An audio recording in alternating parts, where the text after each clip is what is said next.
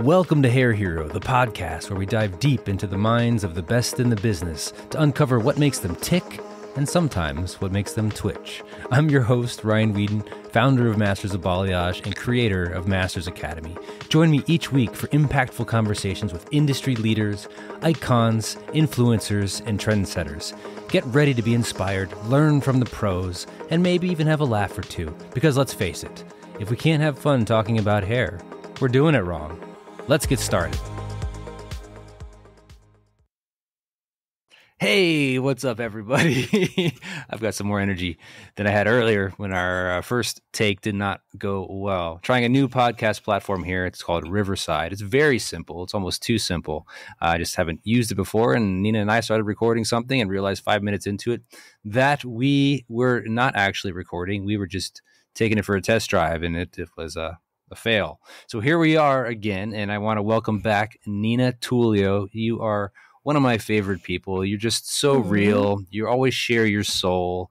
You have a heart to give, and I love that about you. And I'm so excited to see you back on the hero stage and shoot more stuff with you. And whenever you and I talk, it's always a very energizing, deep, sometimes tearful but hopeful conversation. So welcome to Hair Hero. Welcome back.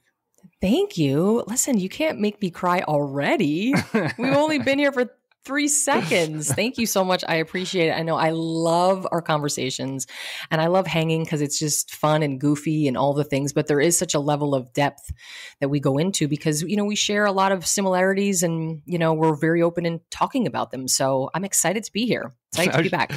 Thanks. I was just thinking about that video I found when I was looking through old footage of stuff, and we're working on this intro thing, and we're doing these wild turnaround faces, and you just did this weird thing where you came up, pulling out your full quirk. And believe me, I've got plenty of those things, but it was just one of those gems that I found, and I sent it to you. You just started dying laughing. You're like, "What the heck was I doing?" I forgot all about that. I look like the girl from The Ring.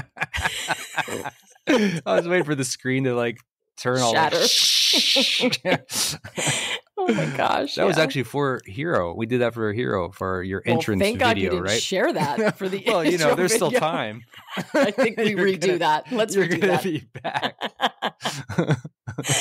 That's funny. Going off of our non-recorded conversation 5 minutes ago, I asked how you like to describe yourself because you do so many things. You're a speaker on stage, you teach classes, you are an online course creator, a mentor, and just an all-around damn good human being.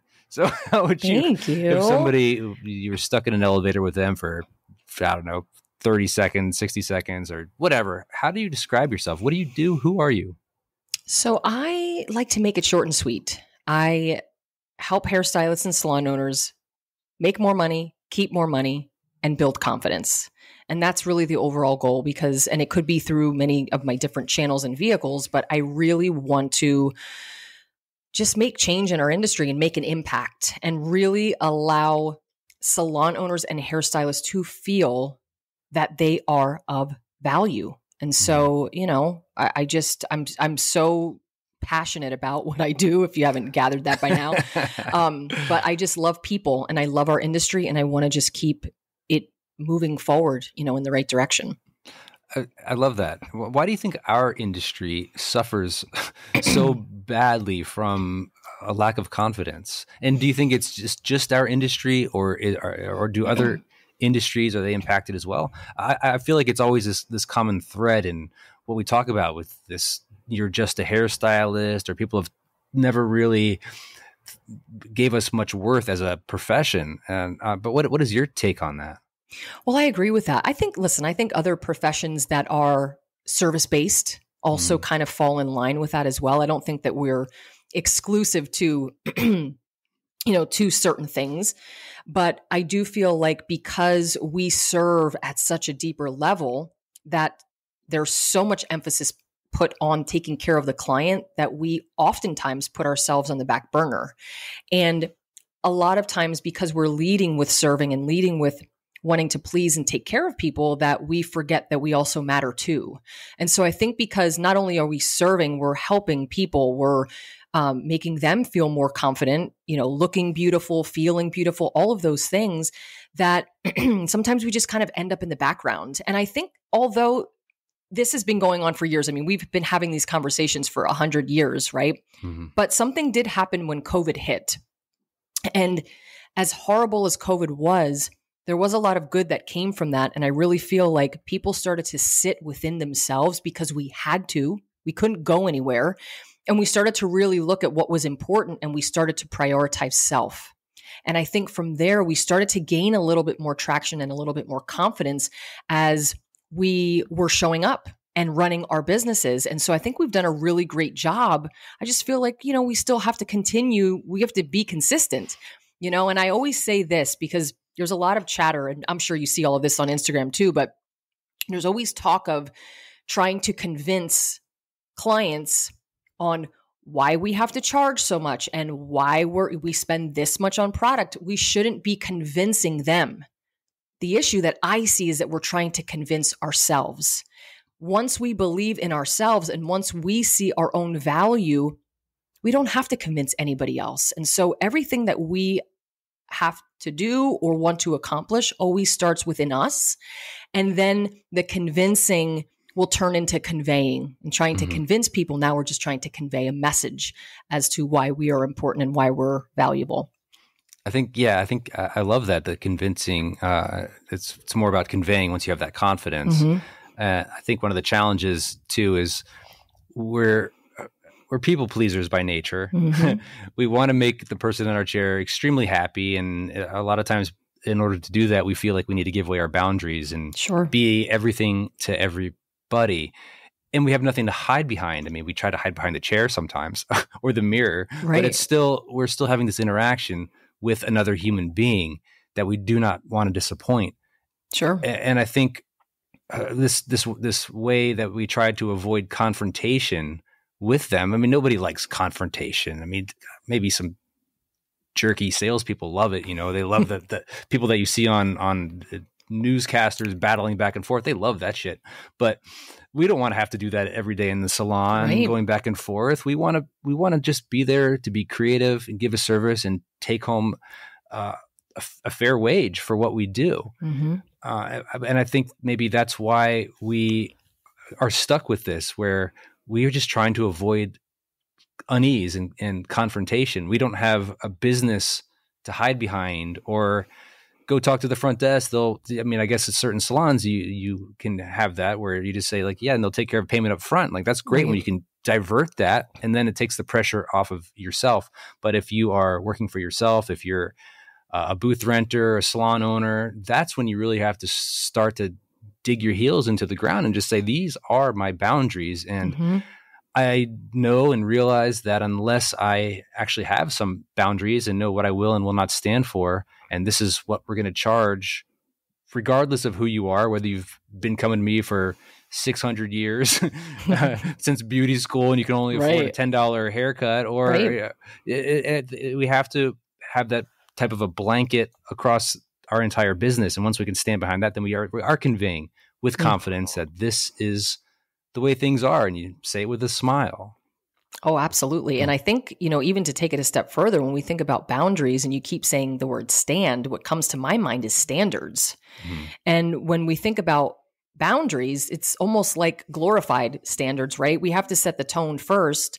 And when we think about, and I talked about this last year at Hero about, identifying the standard in your business and the core values of your business. We should have personal core values and we should have business core values. And a lot of times they align, or they run side by side. But if we don't set the standard in our own business, the client is going to set it for you. And they're always going to set it in a way that suits them and not you. And that's why we get financially burned out and we get frustrated, because we feel like we're losing control of the business.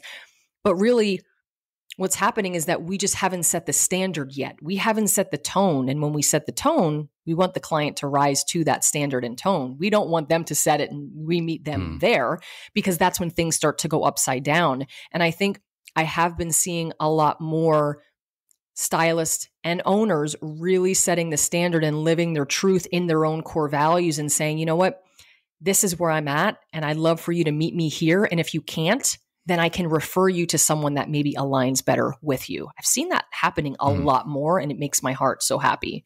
That's great.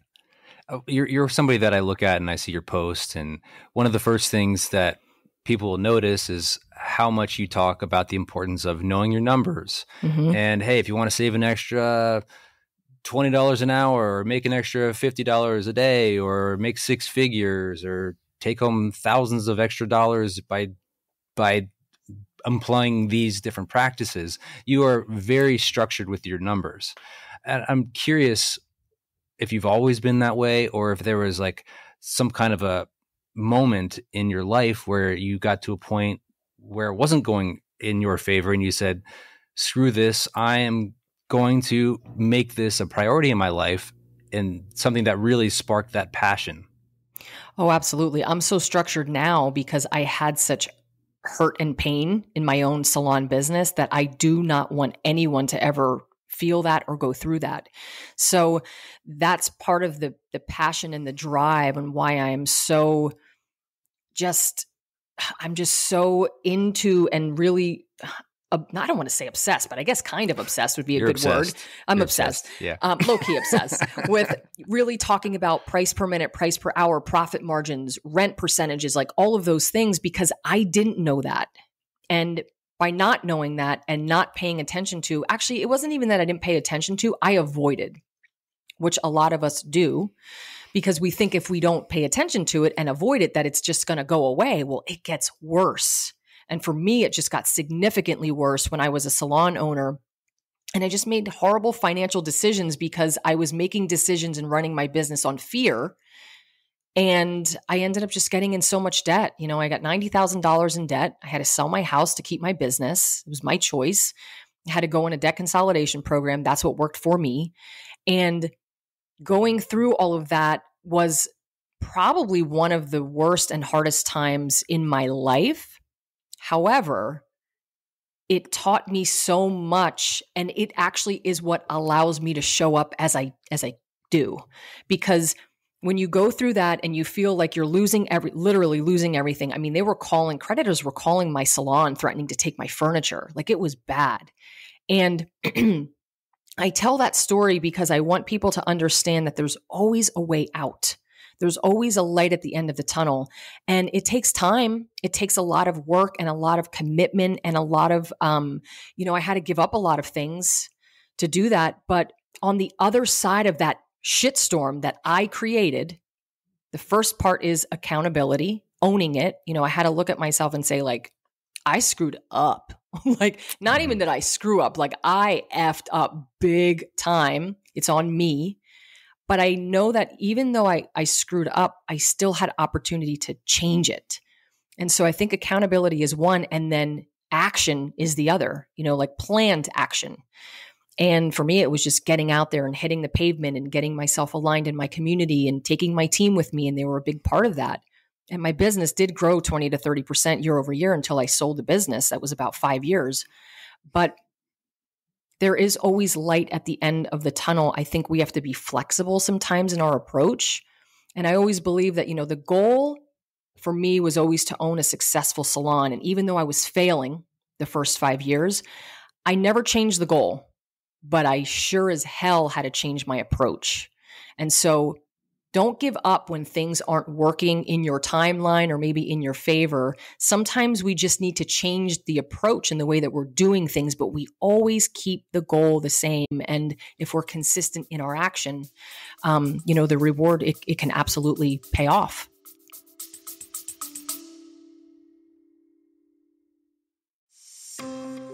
Balayage, balayage.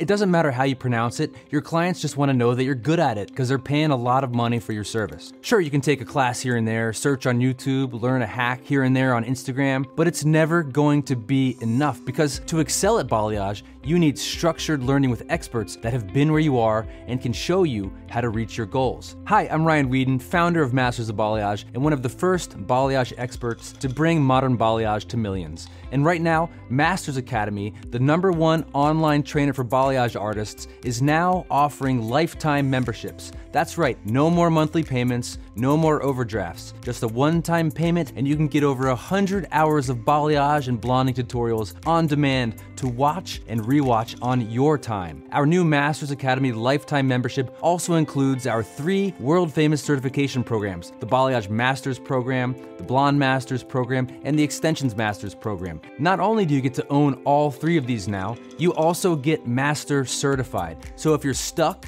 lacking that balayage confidence, or just need an awesome excuse to raise your prices, Masters Academy is the answer. And right now, you can save $100 off any lifetime membership. Just go to www.mobmastersacademy.com and use code MYLIFE at checkout to redeem your $100 off promotion. I'm gonna say it again, so go grab a pen and write this down. Go to www.mobmastersacademy.com and use code MYLIFE and redeem your promotion now. If you're talking to somebody now and they're in the weeds, they're in their business, they're busy, they're taking clients, whether or not their schedule is full or not, but let's just say they don't have a grasp on their business. They don't really know their numbers. They got their pricing either from the salon that they work at, or they just talk to friends and, what are you charging? Okay, I'll charge that too. Mm-hmm. What would you tell them to, okay, like it's great that you've started, you have clients, you're doing the work, but moving forward, how do you not only set goals, but kind of dumb it down? Like what are some basic numbers to get a hold of and start to monitor? Well, the first thing is, well, you always have to have a good CPA in your back pocket. That's incredibly important. Number one. Then I would say, like, let's just talk about a simple profit and loss statement, right? Because that always tells us what's going on in our business. And a profit and loss statement basically is just income coming in. So all of the revenue coming in, all of your expenses going out, and then net profit. So what's left? But then keep in mind, we have to pay tax on that money. So your net profit, after you pay your taxes on that net profit, then we have net income. But if you can just start at pulling a profit and loss statement and looking at what's coming in revenue in different categories, we have a retail revenue. If you have a boutique, then you have boutique revenue. If you have obviously service dollars, that's separate revenue. Like, we have to break it out so we know where the money is coming from. And then we have to know where we're spending our money. And a lot of times, a lot of businesses close because there's cash flow issues. Mm-hmm. And the cash flow is just money management in and out of the business. I really go into, and I have calculators that showcase, okay, your rent percentage as a commissioned salon owner should be no more than 8% of your revenue. We could stretch it to 10% if we have to. Payroll for my commissioned salon owners has to be less than 50% of your revenue. And so I break it down a lot deeper so people understand what their categories and percentages are. But just to start it simple, know how much money's coming in, where it's coming from, know how much you're spending in all of your expenses going out of the business, and then know what your net profit is. And then, of course, you have to make sure you're putting money aside for your taxes. But I think if there's one thing I would like to share, I think you have to know what your target is. So what is a target profit for commissioned salon owners and independent artists? And I'll share that, because if we don't know what the target is, what are we shooting toward? So for commissioned salon owners, and what I coach and teach to, is to work toward a 20% profit. Now, the average commissioned salon owner in the United States makes about 8.5% profit. For my independent artist, we're shooting for at least a 50% profit. Higher is better, obviously, but we're shooting for that. So now that you kind of have an idea on what you're shooting for, then you can look at your net profit and divide it by your total sales and see where you're at in terms of your net profit. Or you can go on my website and do my calculators, because they're totally free, and you should do that because it'll show you what your net profit is. But that's a good place to start. Wow, so 8%, huh? That's what most profit margin is for salon owners? Commissioned salon owners, 8.5%. And people, I post this and people say, why would anyone want to be a salon owner? I know. That sounds about right, though. When I owned a salon, I was, you think you're going to have all this success and you're going to make all this money. And even if you do make hundreds of thousands of dollars a year with your salon, or even millions, it's like, how much of that is going into the payroll? How much is that going back into the salon? There's always something you got to fix. Yep. There's licenses you got to pay for. There's products you got to pay for. The you really have to get into salon ownership because you are kind of obsessed with it, that you're passionate about it, and you have to be. You can't just have one toe in, 1 foot in. It's like you've got to be fully invested in that experience, right? Absolutely. And you have to want to serve. Yeah. You have to want to lead people, and that why has to be bigger than the amount of money that you're going to make. And listen, I am always rooted, like, we're not in business to make no money. Like, no one ever opened up a business and said, well, shit, I hope I don't make any money this year. Like, that's kind of ingrained in us in this business to be nervous about saying, I want to make more money and make more profit.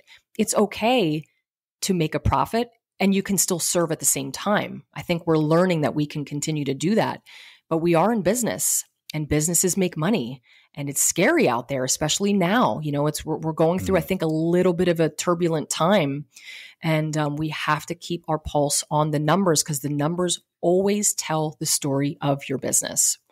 And the more money that we make, it's not all going to fancy houses and cars. I mean, the more money, if we really have that heart to serve, sure, we can treat ourselves, but the more money that we make, the more we can invest into our customer and client experience, right? The more we can put back in, the more people we can reach and touch and impact and give money away to charity, to causes that we believe in. You can't do that if you're not profitable. I mean, like you said, a lot of stylists and creatives will say, like, oh, I just do it. I would do it anyway because I just love it. But yeah, until you can't afford to eat, until your family can't afford to eat, you don't want to be scraping by. God forbid a rainy day comes and you don't have anything saved up, and it's just not a good place or situation to be in. So it is important that we do be okay with the idea that we are allowed to make money.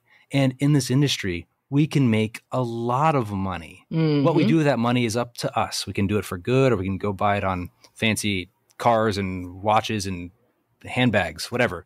It's up to you. But making money is absolutely essential, especially to the ever rising costs of living. It is expensive to live right now. Going to the grocery store, I've never seen prices like that in all my life. Yeah. I mean, anywhere. When it comes to different pricing models, there's always, people are torn. Do I itemize things? Do I package price? Do I just charge hourly?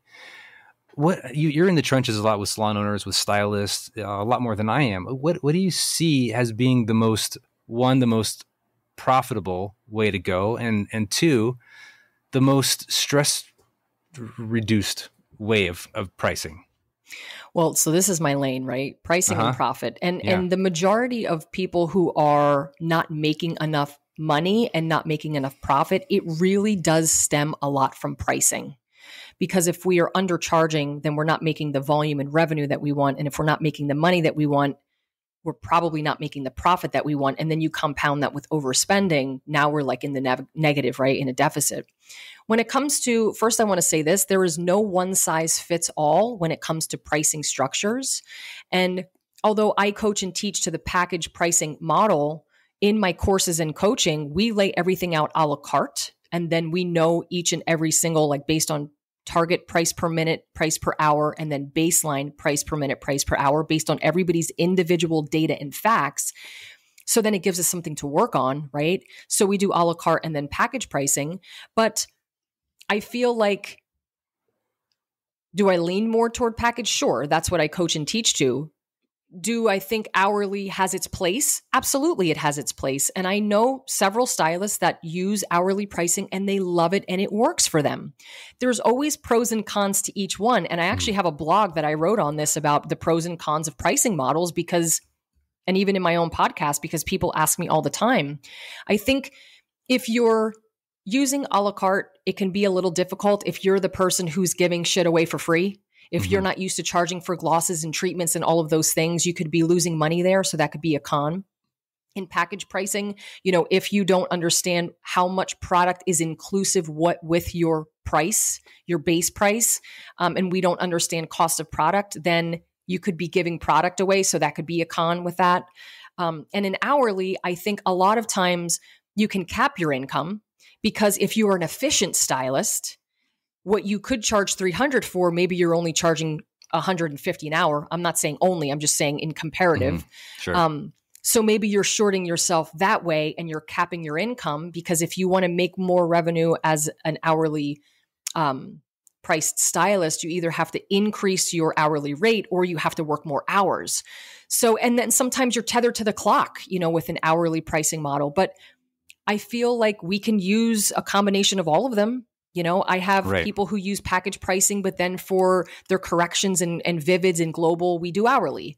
But we make sure that we include the product cost with that. And then we're still charging for product cost on top of it, because we only include a certain amount of product. And so I think there's always pros and cons. My thing is when you're choosing a pricing model, don't choose a pricing model because it's trending on Instagram and TikTok. Like, choose a pricing model because you sat down and you're aligned within your own core values and mission in your business and you feel good about it. And it feels good when you're talking to the client, and it overall long-term is going to impact your business positively. So I think that, there are many different ways we can go about it. But again, there's a lot of thought process behind how we're going to structure it. I think the most popular these days, I would say, is probably packaging. I don't see as much a la carte because we've been streamlining menus a lot lately. And then close second would be hourly pricing.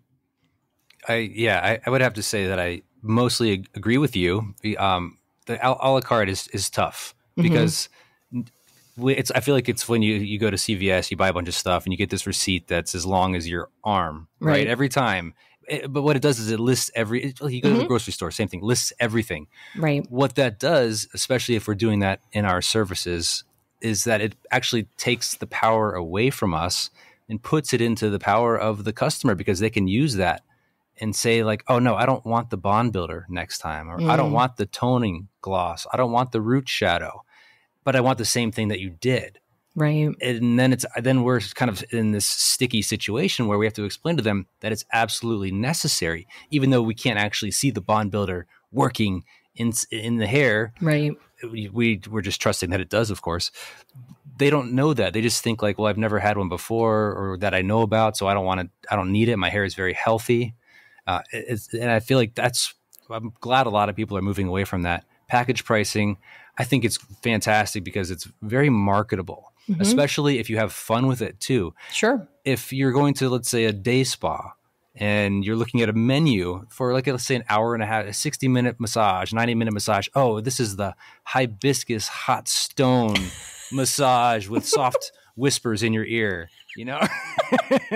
That's extra. And that's but you can say like, this is the blonde elegance, I don't know, package or something. Right. You can name them and you can market them. This is the sassy pants. You get a free magazine with it too. So, I think, and here's the thing, you're bringing up the marketing piece, which I think is so important. That's why I said it has to align with you, because with hourly pricing, I feel like there's a heavy marketing aspect to it that sometimes we get lost in, because the client has to understand. And a lot of times they don't understand other than looking at their watch, right? They just know like, hey, if I'm not going to be in here for 2 hours, are you going to charge me for 2? Like, what does that look like? It could cause a lot of stress. But you're right. You can, with package pricing too, and I want to make sure that I get this point across, we package everything together, but let's just say Susie doesn't need a gloss. We take it out and we take it off the price, but it's already there to start with. So you're already kind of set up to win. And if we have to remove it because she doesn't need it, because we're not in the business of selling things people don't need, then we can take it out and adjust the price. It's just full transparency with pricing, I think, is important, especially with your new clients or people who have been with you a while that are going to do a full transformation. We have to make sure that the clients understand fully what they're getting into before they have sticker shock at the desk, which is absolutely what we don't want to do. And that happened to me, and it was a nightmare. Absolutely. And then I guess the last one was the price per hour, the hourly pricing. And it's funny because I used to always say that, it just doesn't make sense because you're, like you said, you might be selling yourself short, et cetera, and if you don't choose the right hourly, and then you're just stuck, you're capping yourself in a way. Sure. But I'd never actually had done it before. And recently, it was funny. I got a DM from someone. She's like, "Hey, Ryan," I recognized the name in the photo. And she's like, "Hey, Ryan, this is so-and-so. You did my hair 20 years, or it was like 20 years ago or something, one of my first clients ever. And, wow. and she's like, hey, I'm going to be in San Diego. I've been following you for years and years, and was just wondering if you would be interested in, if you still take clients. I don't know if you do or not, but if you do, I would love to come and see you. And I was just thinking, at first, I haven't done clients regularly in quite a long time. I haven't been behind the chair in several years. But I was like, okay, well, you know what? What is keeping me from this, and of taking a client or here and there, and I could probably, grow from this experience. And I was just thinking, well, okay, what pricing model should I do since I don't do this, and Right. and what would be worth my time to do this? Because right now we are in a situation where we have other parts of our business moving that it kind of make money while we sleep in a way with our online courses, and we have other money making, income producing activities. And is it worth my time to do this? What is it? How am I going to benefit? So I was just thinking, well, what is it going to take? Let me just put a number out there. And I was like, I want to try this hourly thing and just say like, hey, I'm going to just put a number out there and say like, what would be worth it? Would it be $100 an hour be worth it? And I'm like, no. I'm like, would 150? I'm like, yeah, no. And I don't mean that to be like selfish. It's just, I can do other things. I could send out an email with an offer and make money. That could be considerably more and better use of my time. And then I'm just like, I would do it for 200 an hour, and she's cool. She's an easy client from what I remember. So I put in this text and I said, yes, I go on and, I only take a handful of clients right now. And I charge, to keep it simple, just a flat 200 an hour rate. And she got back to me almost instantly. She's like, sounds great to me. I trust you. And I was like, wow. All right, cool. So then she came into our workspace here. It's just, it's just me and her, and had this I love this, my new office now. And you've been here, right? You've been to this new one, right? No, but I will be soon. Oh gosh. Thursday. Yeah, I haven't been to this new one. Can't wait to see it. It's so cool. It's just a total incredible workspace and shooting area. And it's quiet and it's awesome. But she was in here, and we have this little area set up obviously to do hair, because this is what we record. And I got to tell you, my stress level was at an all-time low, because I'm just like, this is incredible because I can just take my time. And I know that I didn't have any clients that were rushing to come in anyway, but there was just something so nice about just like making sure every foil was perfect. I wasn't going slow on purpose. I was just having that meaningful conversation, giving her focus on the experience as opposed to like rushing through it. If it was a package and I'm like, the faster I get through this, the faster that $350 can be in my pocket. I was making sure that I wasn't tweaking my body in odd ways. I was really taking care of myself, taking care of her, and making sure that I was doing the absolute best possible. And at the end of the day, when she left, she was super stoked, and I was happy, and it was a good little session there, That's and I was awesome. thinking, well, if I really wanted to not cap myself doing hourly, then I could, find a way to get clients that I really knew what they wanted and how to handle them, and double book them in a way where they wouldn't overlap. They wouldn't be hijacking each other's time, and get an assistant to help out with that. And then suddenly I've doubled my hourly. Instead of 200 an hour, I'm making 400 an hour. I'm like, so there are ways to do it, but the stress level, just being able to take my time, was a dream. Right. Well, yeah. I mean, and I think, and that's what I hear people, because it's like part of the pros is like, it's easy. It's easy for you as a hairstylist, and there is a lot of, you don't have to think about, what am I using? What kind of treatments? How do I calculate that? It's like simple and easy. But I think you had that conversation with your client ahead of time. Now, what happens when you have a client that is really just paying attention to the time?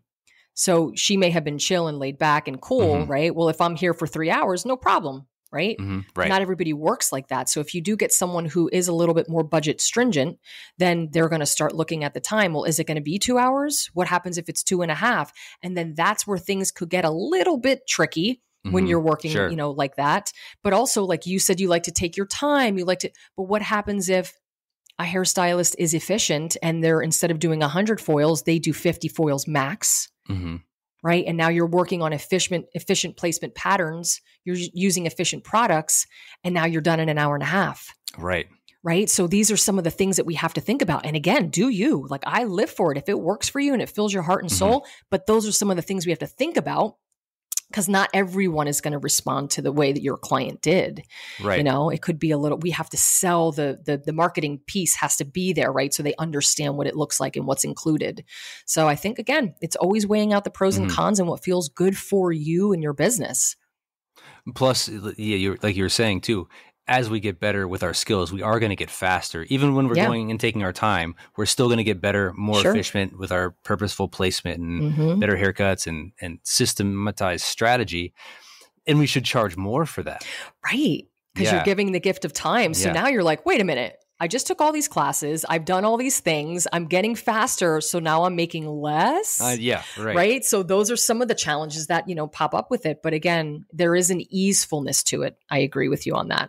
Yeah. At least now I'm happy that I understand what it feels like. And I'll still probably always have some kind of a hybrid model. Sure. Yep. Yeah. Like the package, so I could market it in a certain way, making sure that whatever that package price is incorporates what I want to make hourly. Yes. And then if I need to add on time because she's got extra long hair, extra thick hair, or product because I had to use more because I had to go back in and do more stuff, then that's where the itemized come in. And I still feel like that's the ultimate type of pricing model. Yeah, and you can the best parts of each. Maximize both of them for sure. And, make sure that your product cost is in line. That's the most important thing that can be problematic because we don't want to, I know a lot of people who do hourly pricing plus product. So that way they ensure that they're not losing money on the product side. So again, there's so many ways that you could go about doing it, but hey, I'm glad you gave it a whirl. Yeah. That's awesome. And I'm done and I'm back out. And now you're done. That's it. And I'm back out. No more clients. How much do you use AI in your business? I use it sparingly. Maybe for a blog to set a foundation, or when I'm working with my salon owners and we're creating actionable core value statements, we'll take some of their keywords and we'll plug it in and, kind of helps with mission statements, things like that. I don't use it to write any of my captions. Those are all written from me. I just haven't gotten into that space yet. But yeah, there are ways that I kind of incorporate it into my business slowly but surely, but I don't overdo.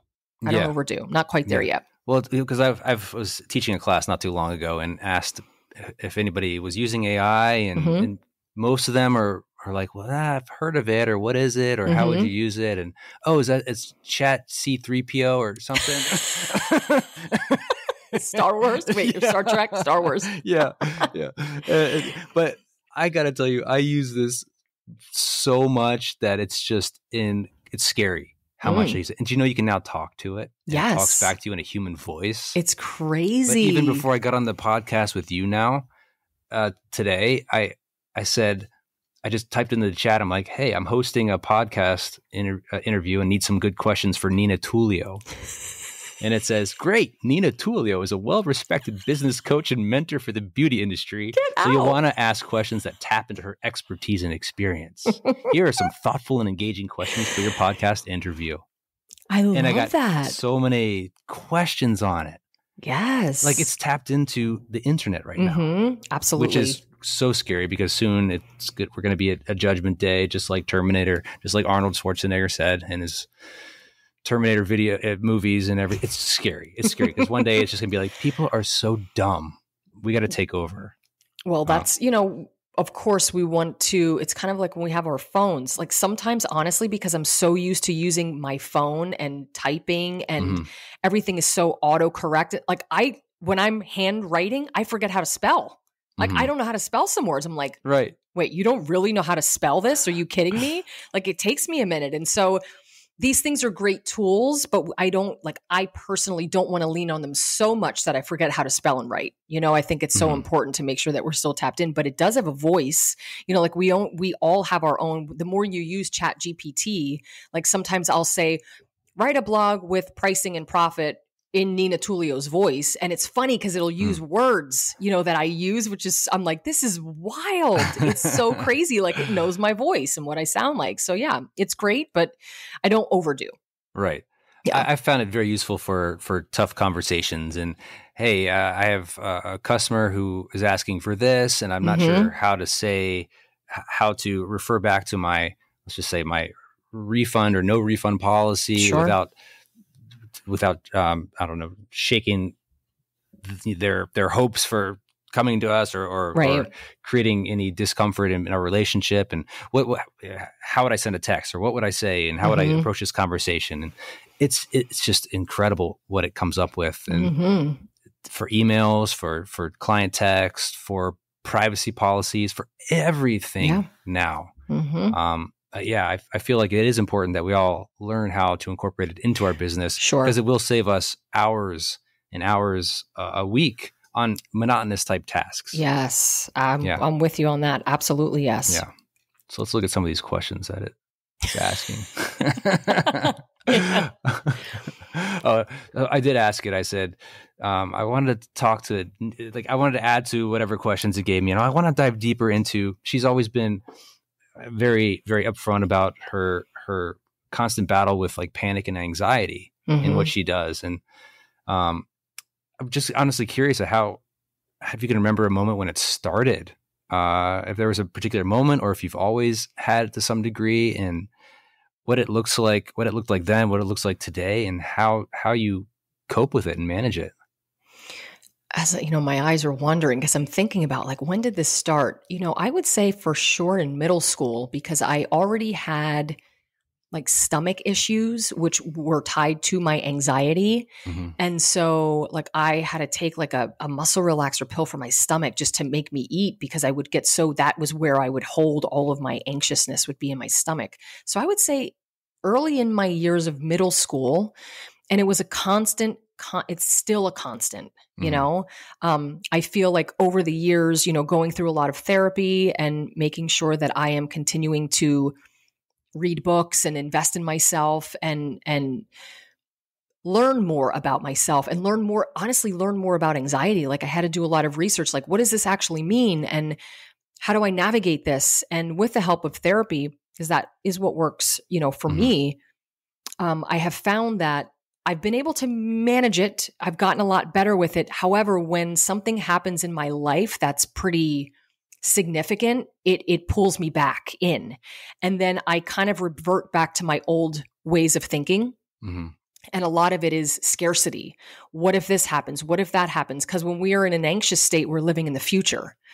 And I'll start to do that. And I have to really reel it in and really kind of talk to myself and say, no, you've got this. You're in control. Let's not think too far ahead. Let's try to really think about the now. So a lot of it is mindset for me and controlling those emotions, but it takes so much work to be able to do that. And I've done all the different types of, therapies and more recently doing EMDR, which has really helped. Up and coming, I have something called brain spotting, which I'm going to be doing this coming week with my therapist. And it's, I guess, similar to EMDR, but a little bit different, and working through trauma and pain and all of those things. And I think it's one of those things that I have accepted that I will have to continue to manage. And I think the acceptance part was what helped me manage it. Because it's when we feel like, when I would try to have such control over it and I would say, God, I wish this wouldn't happen. And I get mad at myself and I would kind of beat myself up when I would have these panic attacks.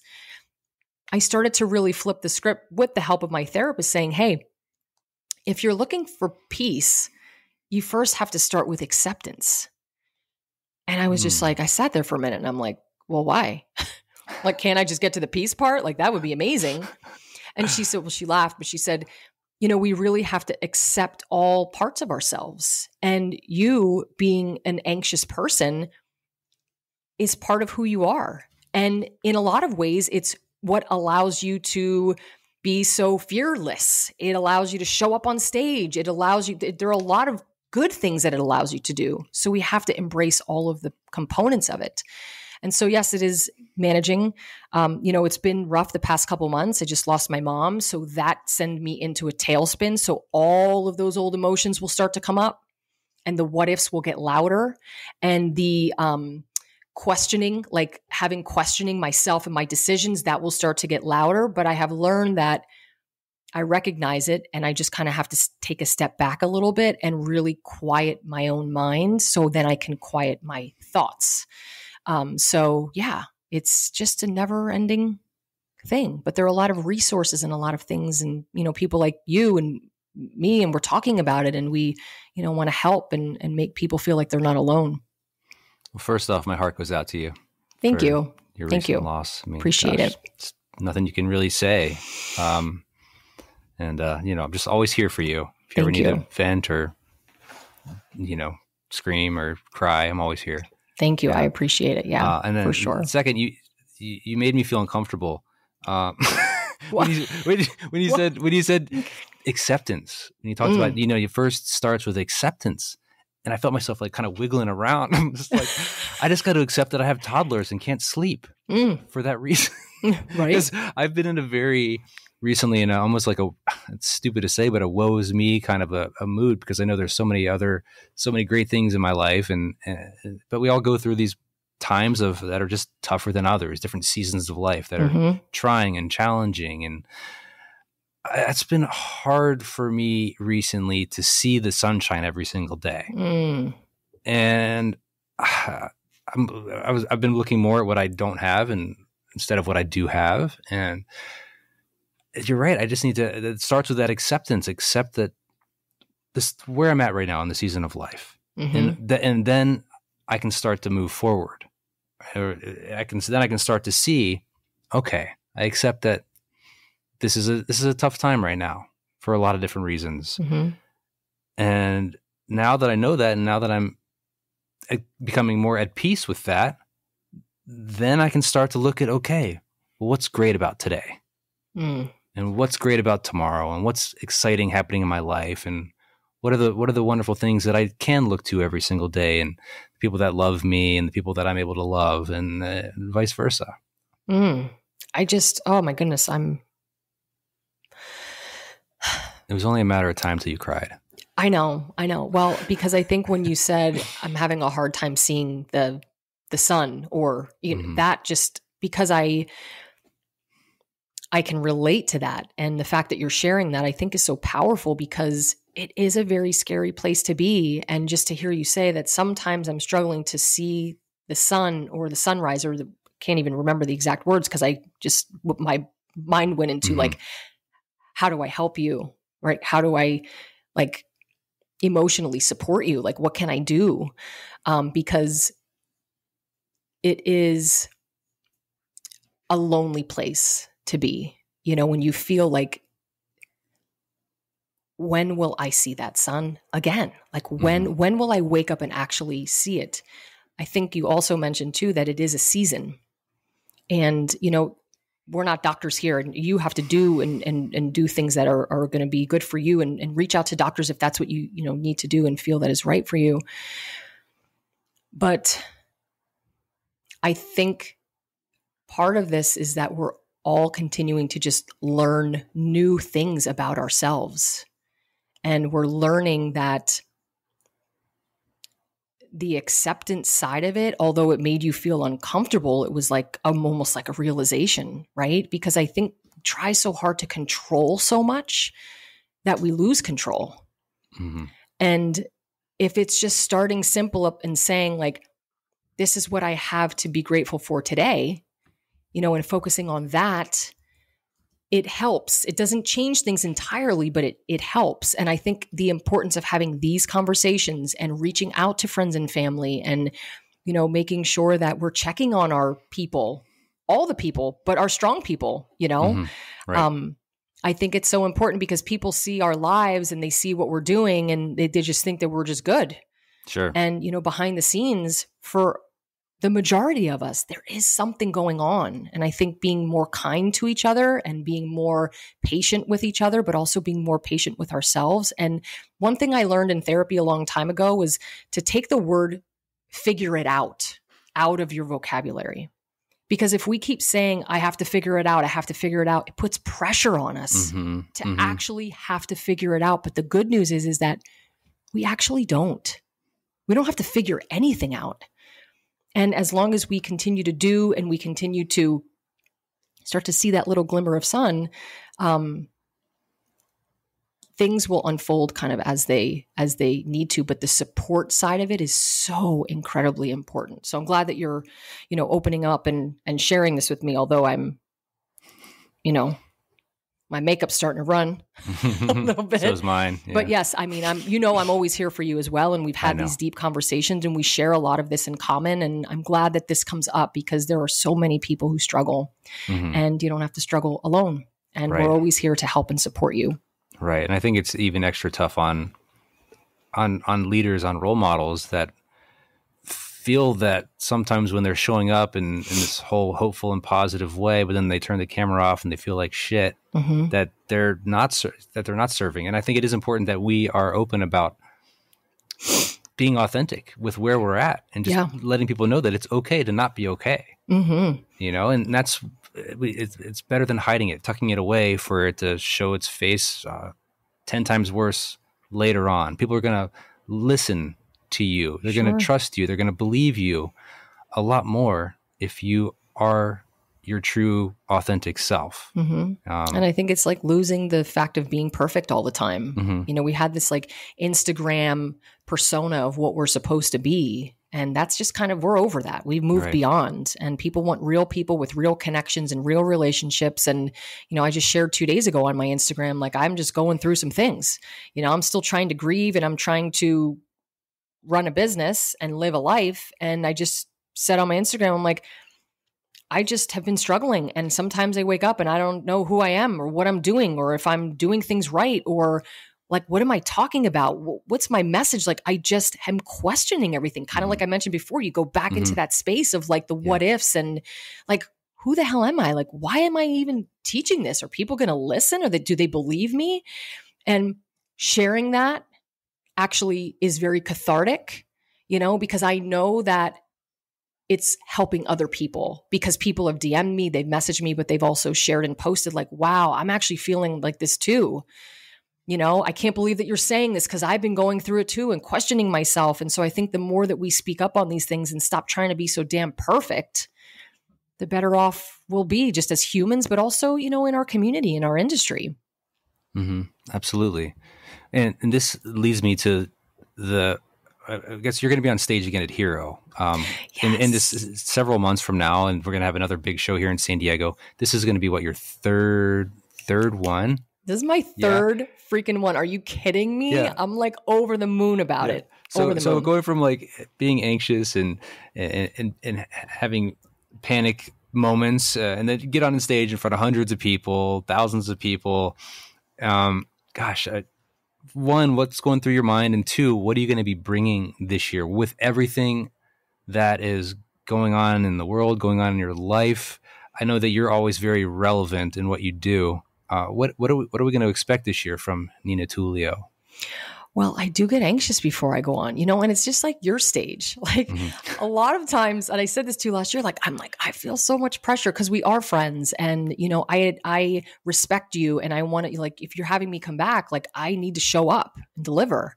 And so I showed a video last year of me behind the scenes before you were getting ready. And I was doing my tapping technique that I learned in my therapy to help me kind of bring it down a little bit.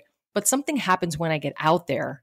It's like there's a switch that goes on because then I see all the faces and, this is just making me going to cry. I think it's just because the why is so much deeper than my fear that when I see their faces, I remember why I'm here. And so whatever I'm worried about and whatever I'm focused on or whatever's like kind of making me feel anxious, it all goes away because my why will always be bigger than my fear. And so this year, I'm hoping I really try to turn my pain into some source of power and empowerment. And so, we're going to be talking business, of course. I don't really have all the details, but of course we'll be talking business. I'm sure we'll be talking money. But we're also probably going to maybe get in our feels a little bit, and we're going to cry a little bit. You know, we scream every year and everybody gets mad because it hurts their ears, but it feels so damn good. It really does. To get the scream out. We release before we bring in. You know, we have to release the shit before we can absorb new information. And so we're going to dance. You know, I already have my song picked out. Like, I've been working on that for months with Ronald. I'm like, listen, we have to show up. This is my third time. And I know you bring it every single year because every year it has gotten bigger and better. And it truly is one of my absolute favorite events that I ever do. And I'm so thankful that you have me come back. And so just get ready, buckle up, bring some tissues, bring your dancing shoes, bring earplugs, bring all the things, because we're going to do a plethora, but you're going to learn a lot. And it's going to be all business focused. I can't wait to see it. Well, thank you so much for showing up again as your authentic self. You're very bold, you're very brave, and you're always very you. Thank you. And I appreciate that. I'm always here for you, as I know you are for me. And I can't wait to see you soon. Thanks, my friend. I appreciate you. Thank you so much for having me. Thanks for tuning in to Hair Hero. If you enjoyed this episode, please leave us a 5-star review. It helps us reach more listeners just like you. And don't forget to screenshot this episode and share it on Instagram, tagging us at Masters of Balayage. We'd love to see your posts and share them. Until next time, remember, be bold, be brave, be you. See you in the next episode.